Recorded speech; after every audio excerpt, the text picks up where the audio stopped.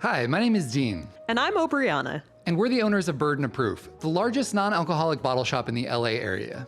1 year ago, we both quit our full-time jobs to take this wild leap of faith and open our very first store. Looking back on our first year of being small business owners, so many things went way better than we could have ever expected. But some things didn't go exactly as we planned, and we're not too big to admit when something doesn't work. So here are the top 5 things that we tried in our first year that didn't quite pan out how we expected. We host a lot of events here at BOP. We do free tastings every Saturday, we host a monthly poetry workshop, but we've also had a few events that didn't quite hit how we thought they would. We've done a few book swaps, which have always been a hit, so we thought, what if we did a hat swap? We've all got too many hats laying around our house. Wouldn't it be fun if we got a lot of people together and just did a little trading?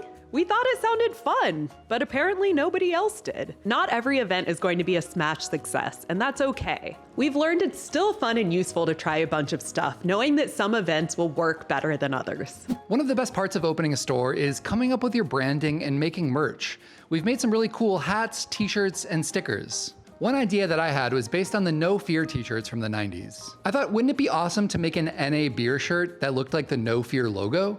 I thought that it worked too well to not do it. So I designed it and I got them printed, convinced that it was gonna be a hit. But we didn't sell a single one of them. First, everybody thinks that it says no beer, which makes sense because the original logo is No Fear, but if you read closely, you can clearly see that it says NA beer, but whatever. The other thing that I didn't take into account is that if you're in your 20s, you were born in the early 2000s, and you have no idea what No Fear is, or what a stranglehold it had on 1990s culture. So hey, you live and you learn. That said, the NA beer shirts are on sale for $10, so come grab one if you want. When we first opened, we created custom designed, handwritten price tags for everything. We very quickly realized that as cool as it may look, it is hugely impractical to handwrite a little blurb for every product. And most of the time, people aren't reading them anyway. So we switched to the classic grocery store price tag with the occasional little descriptive tag we hang around products. While researching inspiration for our store, we fawned over countless Pinterest boards of wine stores and cool little shoppy shops with adorable display tables in the middle of the store. So when we first opened, we tried that.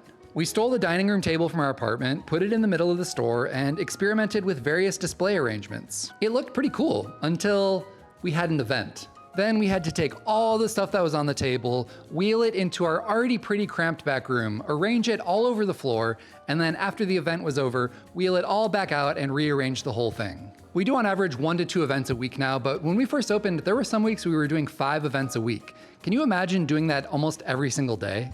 I couldn't. And that's why, even though we thought it was really cute, people didn't gravitate to it that much, and the labor of having to reset it after every single event was not worth the effort. So we still have the middle table, but now we populate it with coloring pages for kids, a light bright, and a game of operation, which get used 1,000 times more than the display table ever did. The last thing we ambitiously got was a projector. Dean set it up facing the wall, got it all calibrated, and even played a couple of movies on it once. We got it thinking we would get a projector screen and host movie nights, host screenings of The Bachelor, maybe even host a little film festival. But like most ambitions you have when you start a small business, 99% of them go to the wayside for lack of time and energy. We still do have the projector, so who knows, maybe one day we'll get it together to have a movie night. For now though, we have a CRT TV we got on our local Buy Nothing group, and it gets the job done. All the mistakes that we made in our first year were really helpful. We wouldn't have the store we have today without a few missteps along the way. We're excited to see what kind of mistakes we make in year 2. Thanks for watching this video, and we'll hopefully see you in the store soon.